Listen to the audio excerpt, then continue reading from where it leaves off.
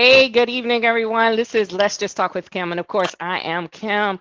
Thank you for being here this evening. I'm so very excited about the topic this evening. We are going to have a great conversation with a very good friend of mine, Lieutenant Michael Young, also Deacon Michael Young from Sharon Baptist Church. So I am excited. We're going to be talking about ending gun violence and how to repair our communities and how to become more active from a long serving police lieutenant who's been on the force, you said over 20 years, right, Mike? 35. 35. Oh my gosh. Yes, ma'am. Okay, 35. Can you tell the people a little bit about yourself? All right. Like I said, Speak up just a little louder. all right. Like I said, I've been on the job for 35 years. Uh, I was born out in West Philadelphia, born and raised in the streets of West Philadelphia. Um, During my tenure there, used to tour with Will Smith and Jazzy Jeff when they were hot, and then in the Wait, you early said you toured with them?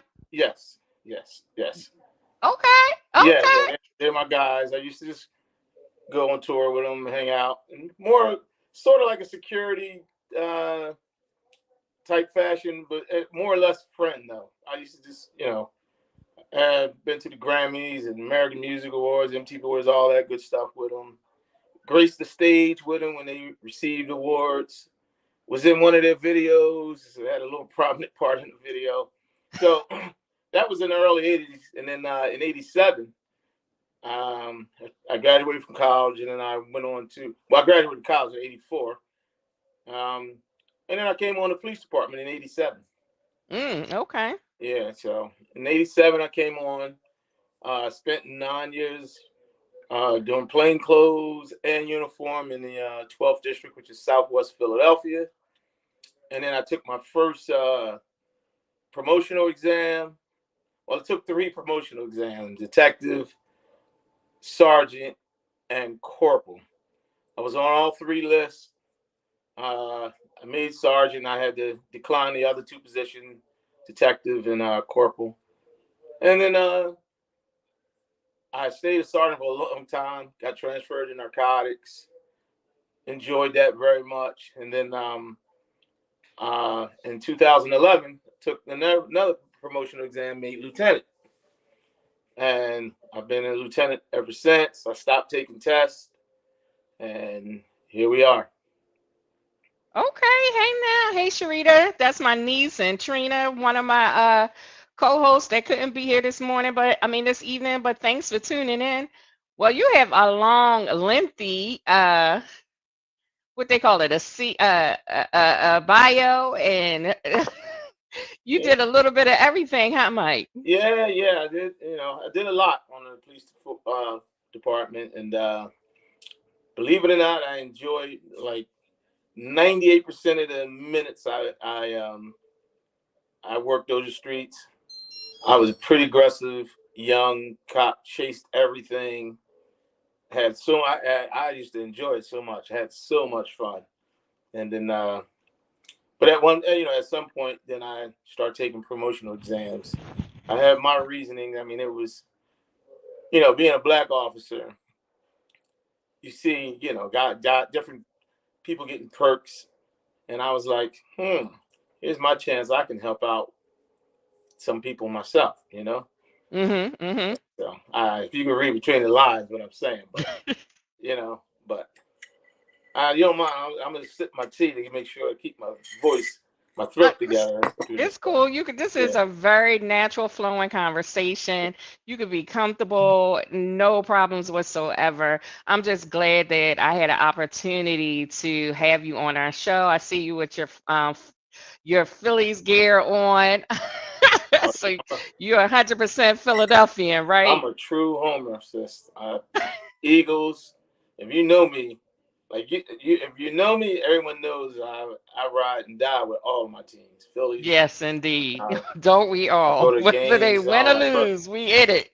Yeah, So I yeah. really wanted to talk about like for especially the city of Philadelphia, gun violence is on the rise. Although I did look at Philly crime, and statistically, right now, I think it was like 400 and something, but it actually said that it was 3% down from last year, which kind of seems hard to believe. Not that 3% is that great of a number, but still, any positive we can grab hold of, I definitely appreciate. I know for my family personally, we were struck with gun violence last year with my nephew. He was killed due to gun violence last June. Wow, June. So it's definitely a passion for us to want to know how to do more. And I know you see a lot, Mike. So I want to hear the good, the bad, the ugly from the police side. Because I know from a community aspect, we dog the police. You know what I'm saying? We always say they don't do enough or they're doing too much. It's always a negative spin. But I know that I have friends like you and family members who are in the police force, and they do some powerful work. So from what you see in Philadelphia, what can you share with us? Well, there's a lot to share. I mean, there's a lot that I see. Mhm. Um, One of the things I'm not a big advocate of is that sometimes I know we do blame the police and the district attorney and the mayor and all that stuff for a Mhm. lot of things that go on, but a lot of the problems are really perpetuated right in our own communities. That's part of the problem. Like, one time I was when I first got promoted, they sent me down Center City. I was in a district called the Sixth District, and each lieutenant Mhm. is responsible for the area that he covers. Like the public probably wouldn't notice, but you have what they call a PSA, which is your public service area, and it's divided up into zones. So it's four lieutenants, so each lieutenant had a zone. When I first got down Center City, they gave me the zone that just covered Society Hill, um, Chinatown.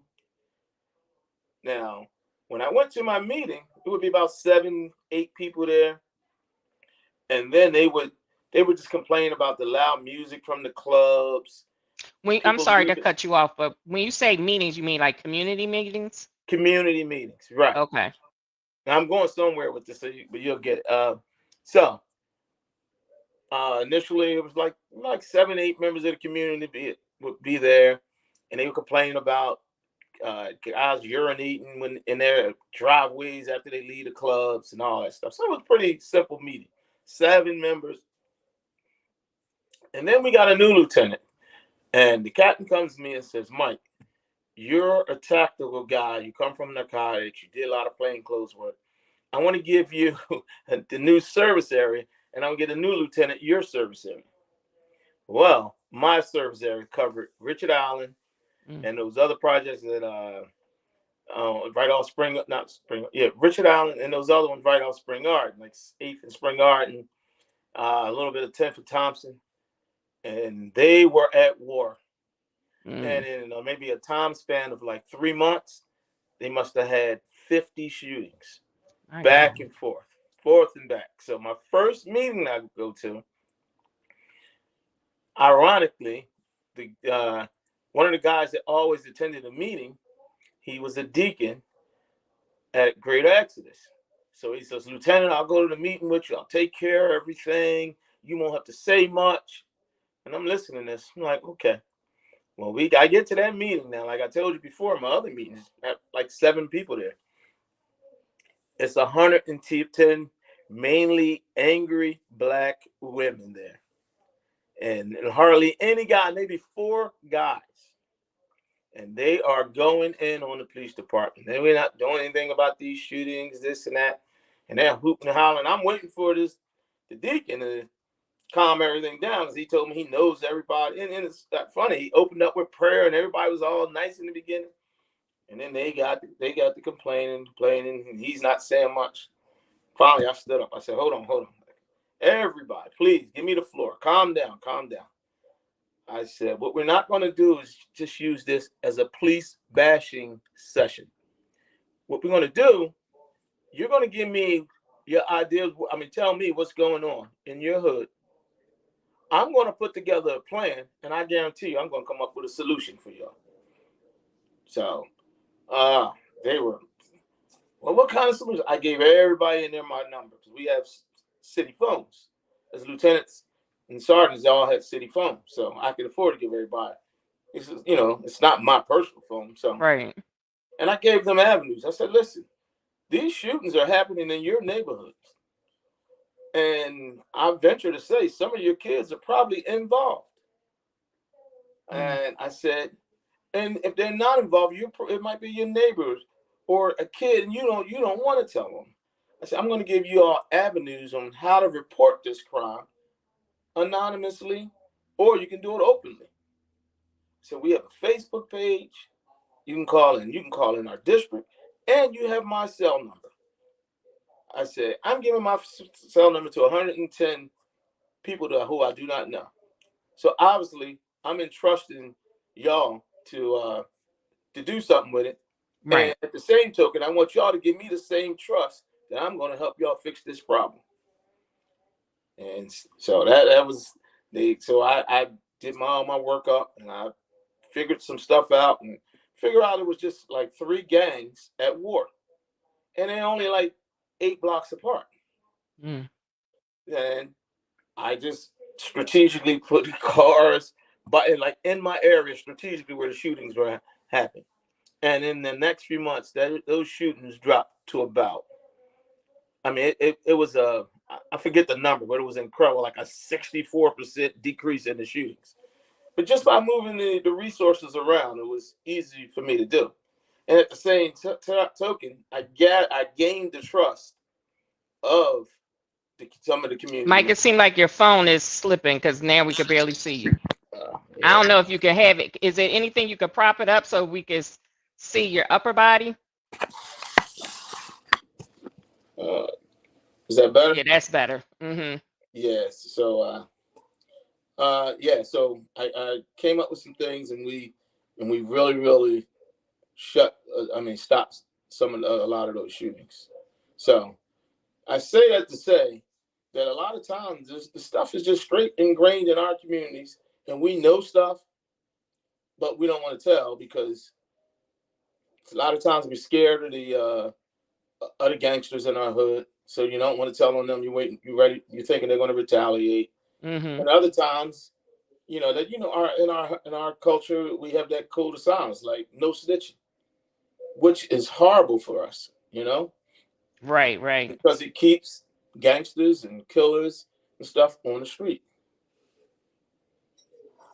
So Yeah, I think what you're saying about working together with the community, like we can always complain, we can always say what's not being done right, but until we take action and restoring our communities, nothing really can do. It's only so much I feel like the police force can do. Because one thing I'm strong with, if you see something, say something, don't just ignore stuff. And you have to be vigilant. Just going out there and making it known that this is not what you're going to accept. And I know I'm not in the down and the gritty of the city of Philadelphia. So I know I'm talking from a position that I really don't know about. However, I do know that there is power in voices. And if we, like how we came together with George Floyd, if we would come together from that standpoint of restoring our communities, we can make a difference together. So working with the Philadelphia Police District and trying to come up with solutions instead of finger pointing, I think is the way to go, just like you explained. yeah, and I think that's major. I have a friend who's running a program for the kids, and he does it in conjunction with the Philadelphia Police Department out in West Philly, right around 55th Street. And his program is really, really having an impact on the violence around there. It's teaching the kids core values because Mm-hmm. I coached at Sharon Baptist Church. I coached their AAU team for a bunch of years, and the thing is, we didn't have a lot of members, kids playing in the AAU. We had the Mm-hmm. community kids, Mm-hmm. and Yeah, you that's wouldn't true. I and remember. and you would not believe the problems that some of the kids had. Growing like I grew up in a two-parent household. My parents sent me to Christian school, but I was still hood uh, bound. My feet and my heart was bound in my hood, and I ran with a bunch of boys that some of them was gangsters. And we did our little stuff, and it seemed like it was so different for me growing up back then because it seemed like when I came outside, it was all fun. And I didn't have a Mm, bunch of problems. I had any issues. We might have issues when we get outside. See these guys who we don't like, you might have to fight them and this sort of thing. But I would have players, kids at 14 years old. Coach Mike, I can't make it to practice today. Okay, you can't make it to practice. What's up? I got a big family issue, and I'm like, got a family? How you have a family issue? You're only 14 years old, right. and kids were telling me things like, "Oh, my step pop when he gets drunk, he beats up on my mom. So me and my Mm, brothers, we got to stay in the house because he was drunk today, and if he put his hands on mine, we want to jump him and all that." I was like, "Wow, that stuff blew my mind." right. Knowing that our kids go through this because I never lived with that.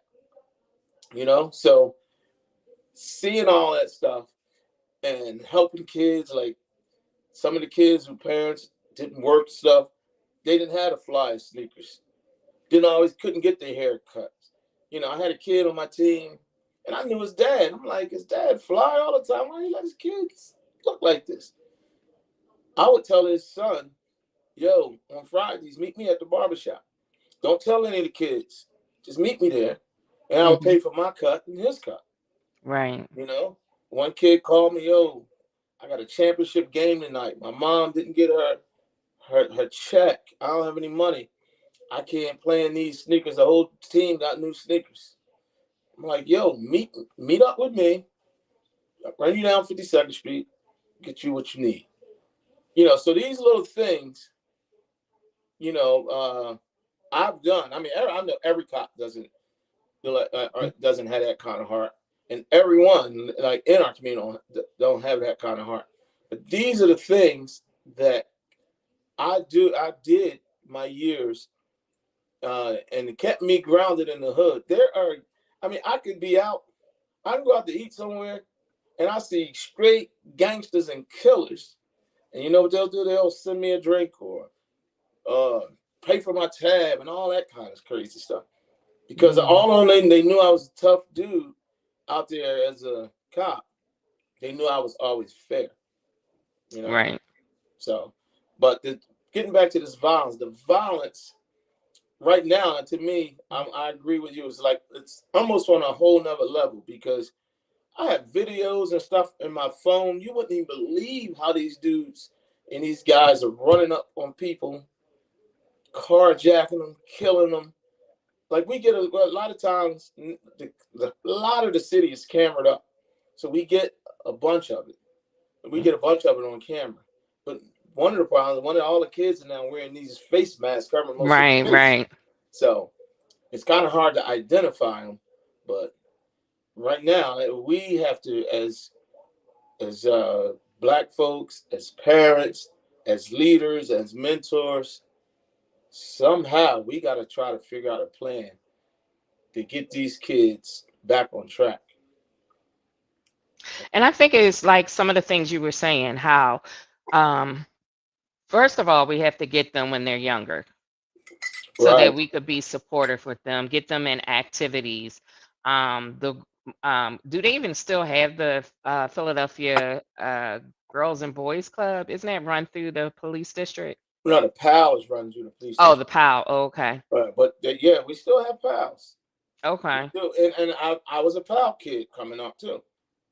I played in the pal and played in the leagues in the pal. Was there every night, and that stuff like that helped to keep a lot of us out of trouble. Mm-hmm. But one of the things we have to offer too is some of the kids aren't athletic, and if you're not good, you tend to get teased, or if you try to play, you tend to get Right. teased. We got to come up with some other strategies also, like Mm-hmm. cooking or some like we have trade schools. Maybe we need to start teaching kids a trade, when they're young. I was talking to a fellow cop of mine, friend of mine, the other day, and his nephew was starting to get in trouble. This is a reminder. Drink my water. His sister asked him to come talk to her son, and he told me her son said, he said, I ain't really in all that athletic stuff. I don't want to do that. He says, I know I know I'm having a problem, but I just got to figure something else out for my life. Right. Right.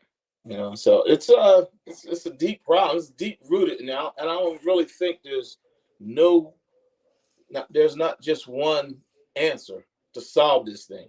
We got to put together like teams and committees and all work together to get this thing straightened out. Because if we don't, you see the moral fiber of this society just eroding and eroding.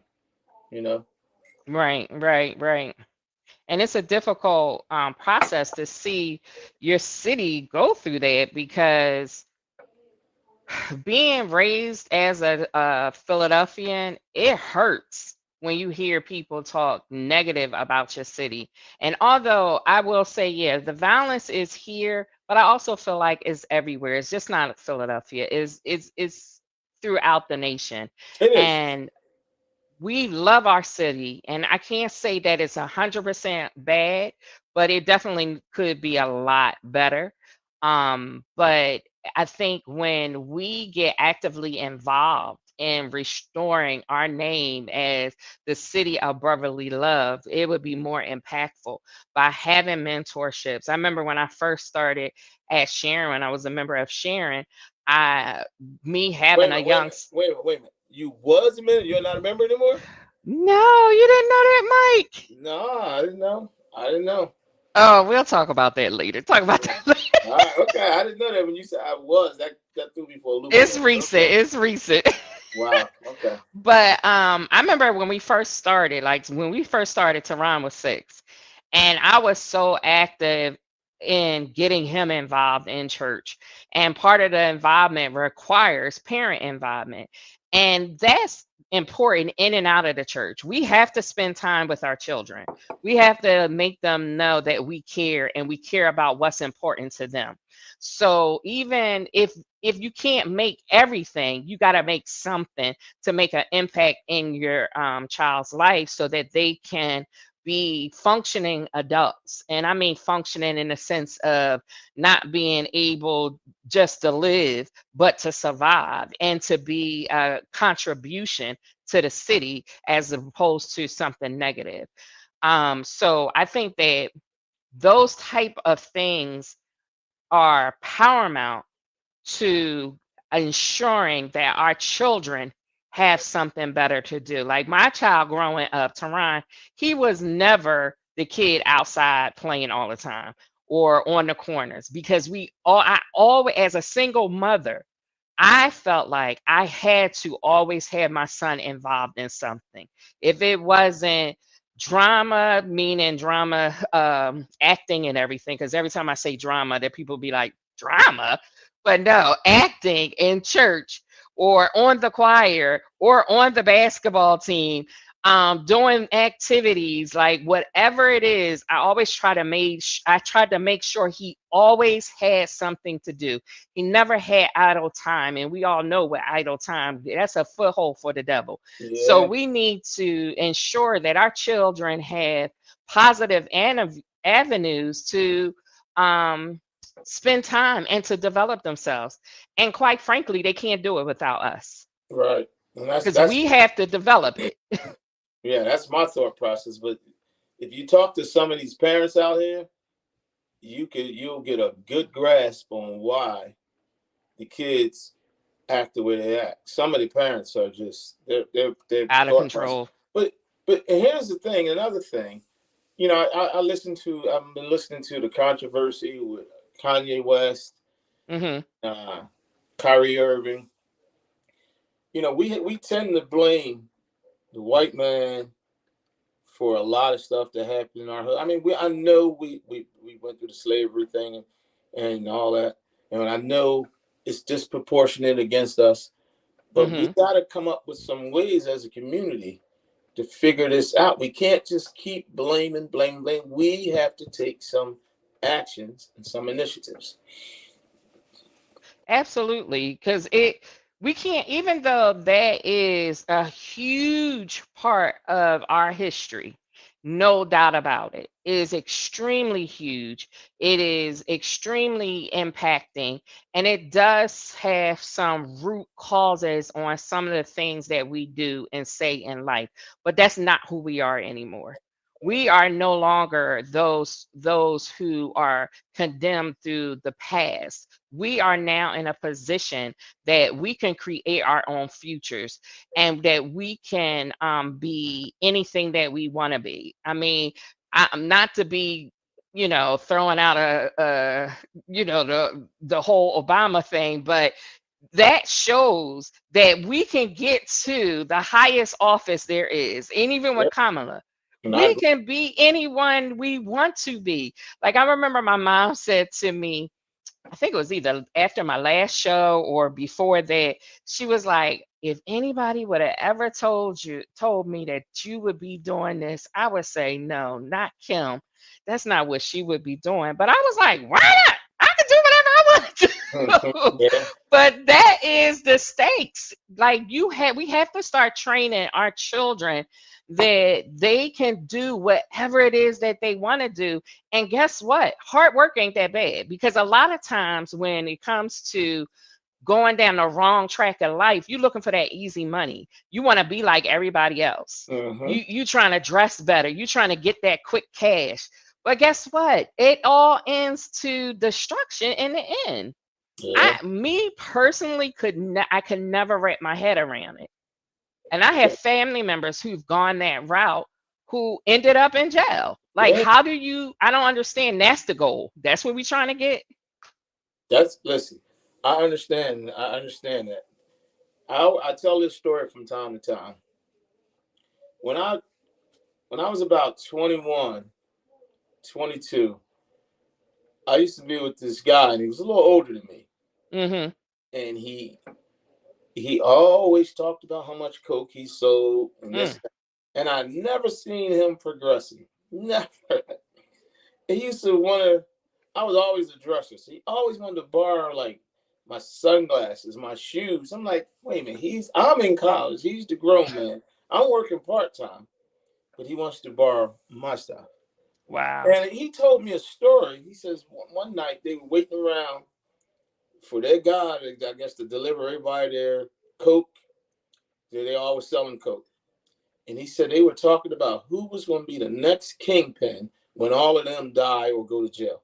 Now, what kind of mess is that? And you know what he did? He What? threw my name in there. He says, no, man. Mike and Turtle, them dudes in college, they going to take over these streets and they going to run this drug game. That's what he told me. He told them guys. Mm, mm, I mm, mm. said, bro, let me explain this to you. You are dead wrong because I'm not getting into that game. And the forces to be back then tried to, dudes try to put me in the game. Yo, man, this money is easy. No, man, I got a little job. I'm going to work. And them guys used to hustle on my corner of my block. They used to allow me, my true friends used to sell weed on the corner. They used to laugh at me. Oh, you got to go catch two buses to get to work. Ha, ha, ha. We stand right on the corner and get this money. Oh my gosh. Right. And I'm going to keep catching these two buses. And now Right? most of those guys, I'm in a better position than most of them. nowadays. You know, I'm not bragging, but I'm saying those are the things that in our neighborhood we look up to, we idolize, and you know, everybody when them guys get their run, making that money, you know, they look good. They got the clothes, they got the cars, they got the jewelry, they got the women. But once that run stops, you know where it ends. And Exactly. yeah, and that's part of our problem. Just the foresight of our kids is seeing that. Like in our white counterparts, their kids might see doctors and with Mr. Such and such a lawyer, such and such is a doctor. Right, right, A lot of times we were looking up to the wrong things, and the things we looked up to, you know what it leads to. It leads to violence because in that game, in that game, when you're out there, you got to look out for the stick up man. If you're out there selling drugs, and the violence naturally comes with it, you got to look for the stick up man. You got to look up for the guy that's jealous of you, and you got to watch for the police. You know, so the violence just automatically come with when your mind is not set to do the right thing. right, right. And I could not imagine looking over my shoulder like that. Mm-hmm. I don't understand it. Always on the run, living a life where you don't never know if it's going to be your last day. I don't get the thrill of that just for some cash. Mm. Um, it's just interesting. But like I said, we just need to build up our communities, get involved. Like you said, when the police have like the community meetings and they're involved, go talk about it. Make have dialogue about what's going on in your community, and then join forces with your neighbors to, because like nowadays everyone has some type of camera outside. Yep. You know, we really are our brother's keepers now, because even if only one house has a camera, like you can get a good enough view of what's going on with your neighbors as well. And Yep. being, because I seen something when I went on the Philadelphia Crimes web page, it was saying for you to register your cameras. Right. So that's another way to help stop crime. And that's what when I tell you when I worked at when I got that public service area, that's one of the things I did too. I went to the stores that were back then. Every house didn't have the cameras. So I'm going talking about 2011. Every store had them, and I had to go. That was another part of my plan. I went to all the stores around there, and I got them to register their cameras with the Philadelphia Police Department. So when something did occur, if it occurred on that corner, we could go right in that store, extract that part of the film, and it Hmm. made it easier for the detectives to make arrests. So, Right. you know, all that little stuff helps. But, you know, I have so many violent videos on my phone. I Mm. mean, like shootings where guys. From your job. Yeah, yeah, yeah.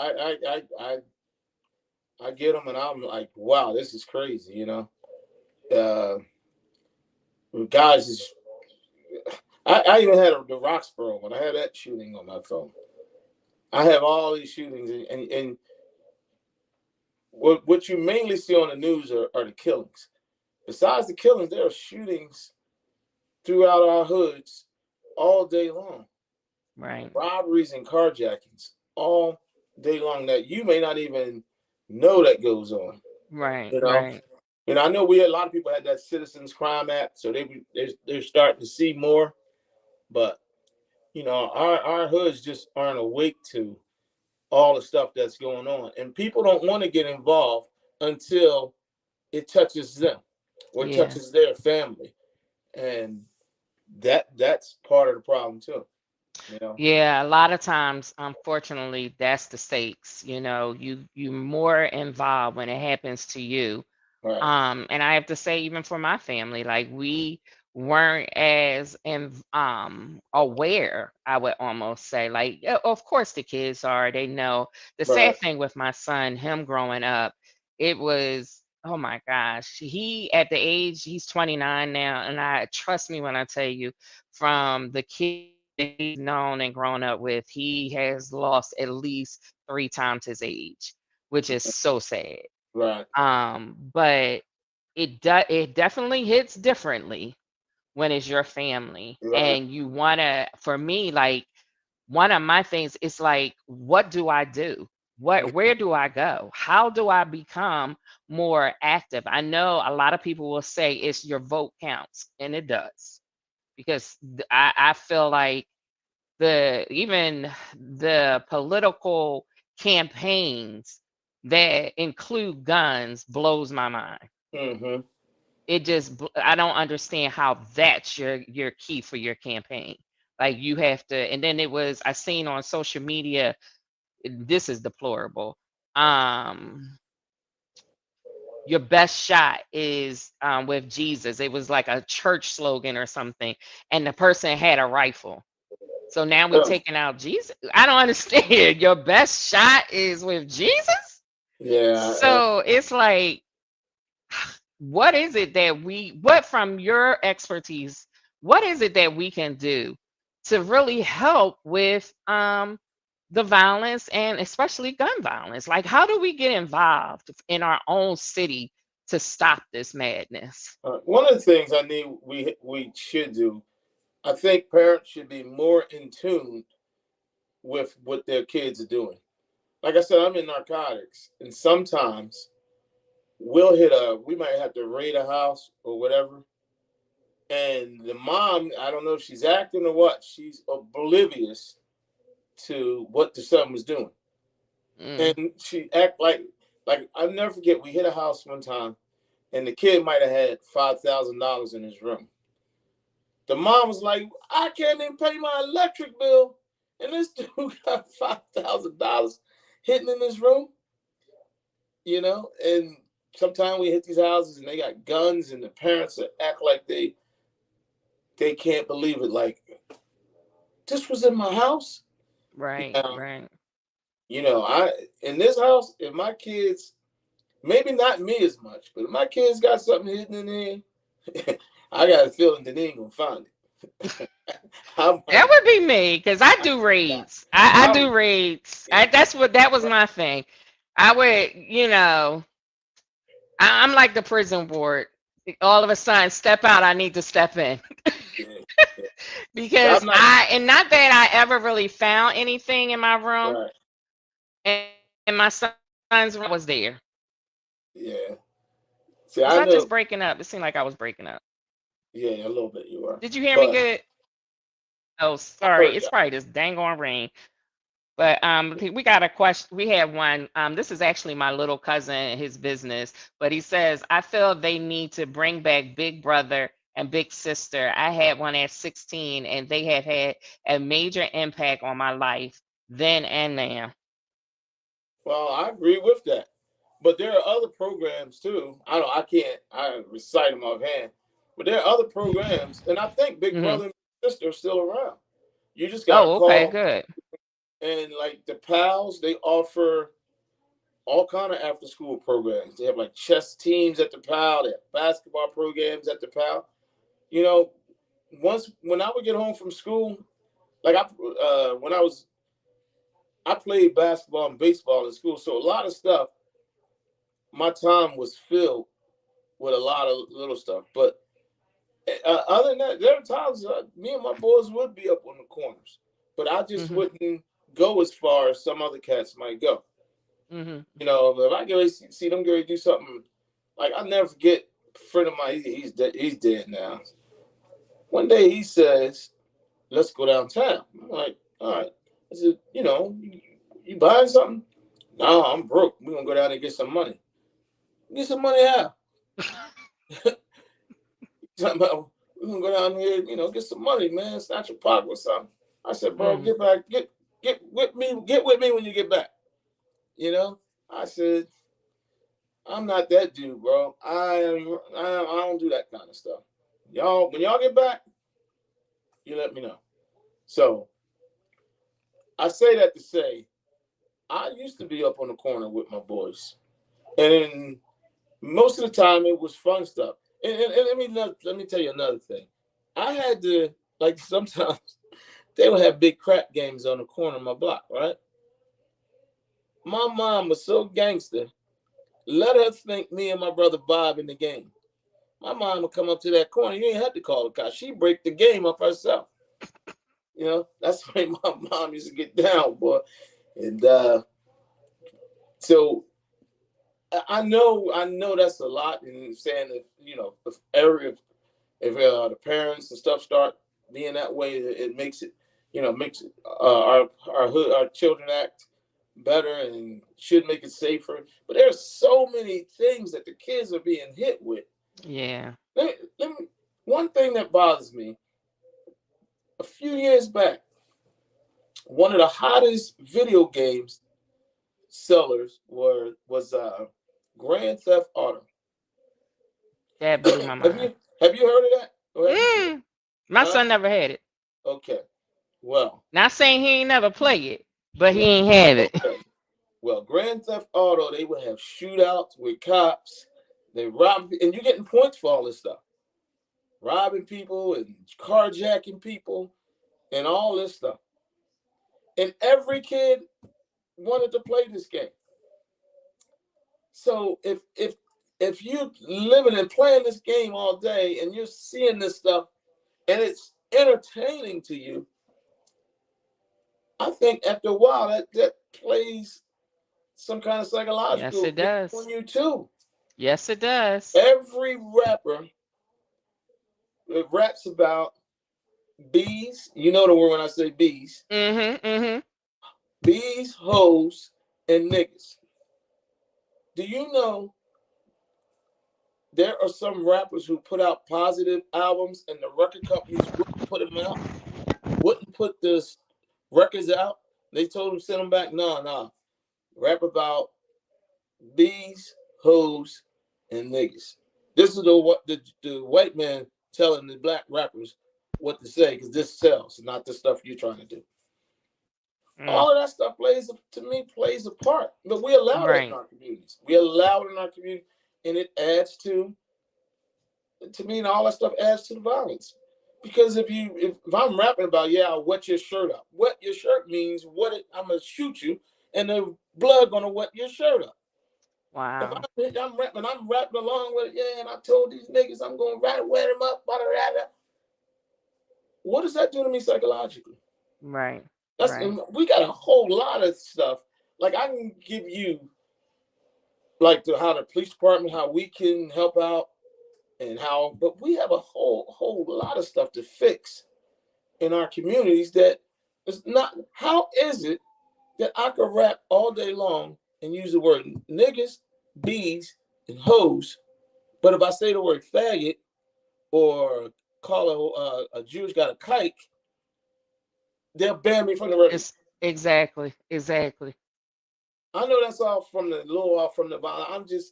I'm you got me now. I'm just spitting now, because as the rappers would say, I'm just spitting lyrics because this is the stuff I think that contributes to all of our problems, and we just let it go deeper and deeper and deeper. Mm-hmm. So that's where I am with it. And you're right. And I think you have to. I'll never forget when music started changing, and I was at my girlfriend's house one time, and her kids was listening to this song, and I was like, "Did you hear what that song just said?" Like she didn't. Mm-hmm. It's you start to block out what your children hear, and all right, okay, I think I'm back. You start to block out what's being played or not pay attention, and this is, like you said, is infiltrating their mind. This is what they're thinking about, this is what they're memorizing, Yep. and then gurgitating back up. And that's where it starts, because it starts with your mind. you start thinking about it, you start getting it into your spirit, and then you start acting things out like, I can do this, I can do that, or pump yourself up that you more than what you really are. Mm-hmm. Yeah. So I agree. When it comes to the music, it's so many. It's a society dysfunction that we need to address, and we need to do it quickly, because otherwise we're going to lose our youth, Right. and that's the worst thing that we could ever do. We can't afford to lose our youth, Yeah. because that's our future. Have you like been out at a store or something and hear, like, I know, just say like when I was a young, and I keep going back to when I was a younger guy. Just say if me and my boys talking and we curse it about, yeah, yeah, blah blah blah blah, and then Miss Johnson walks up, our whole the way that we talk changes, because Miss Johnson might tell your parents. Hmm. These kids will curse and talk the same way in front of you. Like, it bothers me when I'm at church and I see a young man wearing his hat in the church. Hmm. But Hmm. and that's to me the little stuff that we just keep letting get in our society, get into our cultures, and then it just gets bigger and bigger, and it spreads and it leads to all other kind of stuff. That's my personal. And it's funny because we used to, and we still do, we would make fun at other cultures for allowing their children to go crazy, but now we're allowing our children to go crazy. Yeah, yeah. I remember all the comedians used to talk about that. You're one. Yeah, like it could never be, but now it's so, our children now, I shouldn't, some children can say whatever they want to say, and Mm-hmm. it's okay. And Right, it's not okay. Like, we have to start acting like adults and not best friends. Like, right. I don't tolerate it from like all my kids will tell you that Aunt Kim, she don't play that. Mm-hmm. And now my great nieces and nephews are learning, Aunt Kim, she don't play that. Yeah. Like, watch your mouth, watch how you act. We are adults, and I don't have a problem with jacking you up in front of your mom. Mm. Yeah. And I I was was. that way even in the community. Like, all my sons loved me. But Mm-hmm. if I seen you doing something that you shouldn't do, I would be up in your face. And I would say, well, go get your mom then. Mm-hmm. But we can't. Because I would have a problem with her if she's disagreeing with me. Right. And we can't do that nowadays, man. Them moms be ready to fight you. You I try. know they do. They do. I mean, it's just a new world. But the problem is, that's why we're losing. Like, no one jacked them up. So then they're scared to jack their own kids up, or they're fearful of the whole DHS. But like I used to tell people who have issues with their kids, I found out that it's okay for you to discipline your child. It's not okay for you to abuse, and that's a difference, and it's a far difference. Mm-hmm. Discipline is not abuse, Right. and it has to be balanced. So Mm-hmm. you do have a right to discipline your child. It's not saying you don't, but you don't have a right to scar your child, Right. to mutilate your child, to be so aggressively hard on your child that now they're oppressed. No, Mm. you don't have a right to do that, because they're human, but you do have a right to do discipline. And that's where we're lacking. And if you want to know why our kids are shooting up in the streets, is because we lost that power. Because it was a time, especially, and I can only talk about our community, because it was a time that parents had so much power over their kids. Like, not saying we were perfect, because it was always dumb stuff, but Right. we had more power over our children than we do now. Like you said about how kids will hush up just because somebody else older is coming. No, Mm-hmm. they don't have nothing. They don't have any of that. And some of it is because, oh, well, my mama, no, my mama get you. Wait, what? Your mom should be jumping in with me. Right. Right. Uh-huh. Like, I don't understand that concept. Like, your mom need to jump in with me, not against me, because we should both be upset about this. You're right. We lost that village mentality to keep our children in check. And now we're acting outside of ourselves and we're doing things that we shouldn't do. And we're crying because our children are dying in the street or going to prison. Right. And the thing is, we only cry when, like you said earlier, when it's our kid. If somebody else's kid, oh, my condolences, and you keep it moving. Yeah. Oh, that's a Yeah. shame. But now You when know, it's that boy wasn't nothing anyway. uh-huh. Yeah, yeah, yeah. I Like, mean, they don't, it's just crazy. yeah, What you say, Sharita? But some of these rappers that be talking about killing, guns, drugs have never did any one of them things. That's true too. We that's have a lot of 100%. those. That's 100% true. Yes, we have a 100%. lot of those that just want to talk the talk because they want the rep, and it's Right, all about the record company making the money.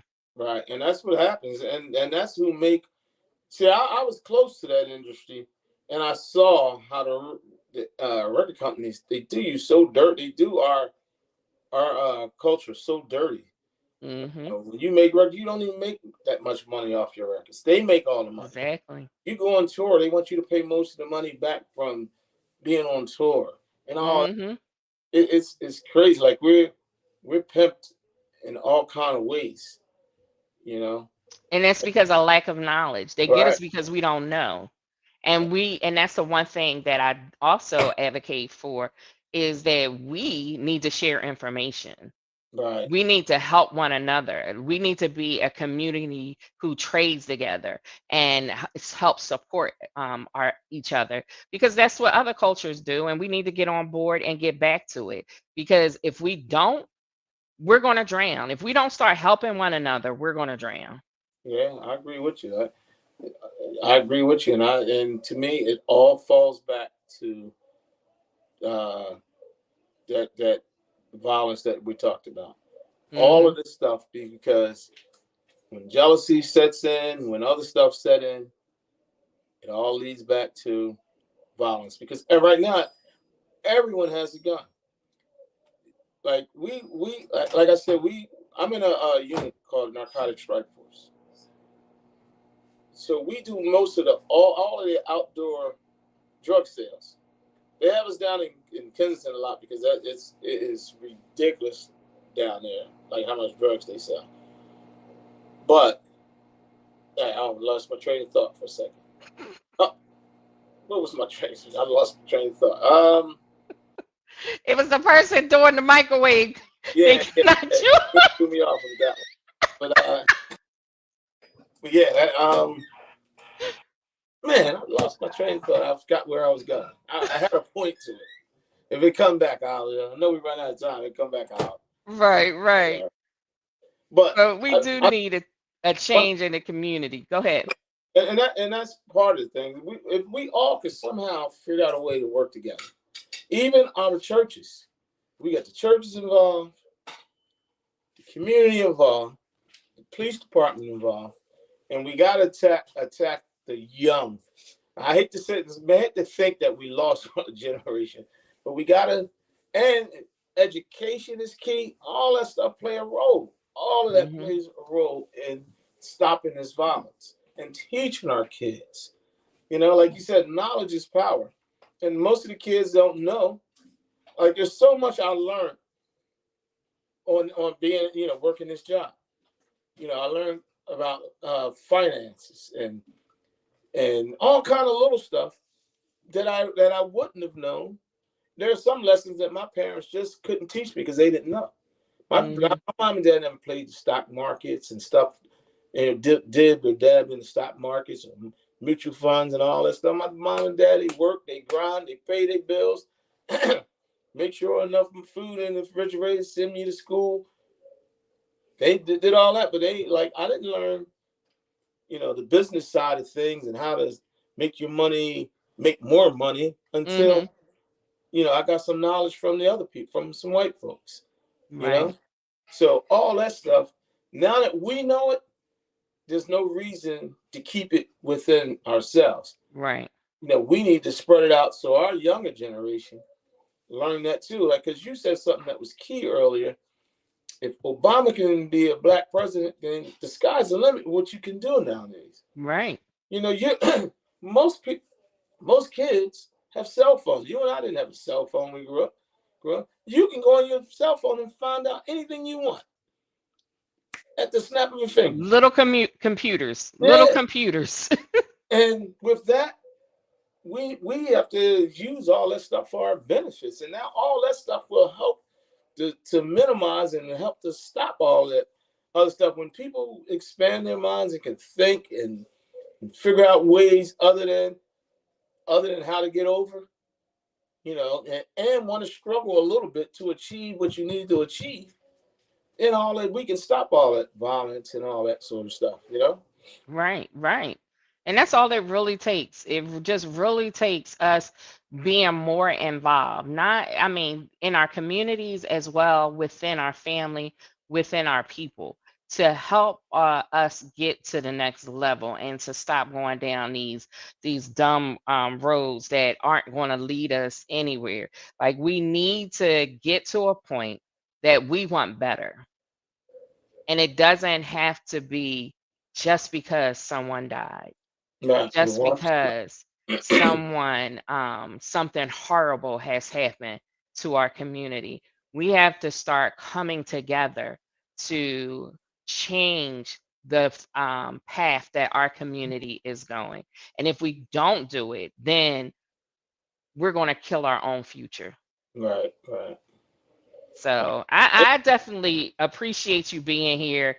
Um, just your wisdom, the length of experience. I did not know. I thought it was 20. You talking about 35. I could have swore you put 20 when it asked you your credits. Look on that. Say 35 years of service. Okay, that is awesome. That is Yeah. awesome. And I was very proud to put up the have the graphic with you holding your little your certificates or awards or whatever the heck that crap was. I couldn't zoom in to see it, but I was like, "Oh, I'm definitely using this." See And what I'm not cutting it out.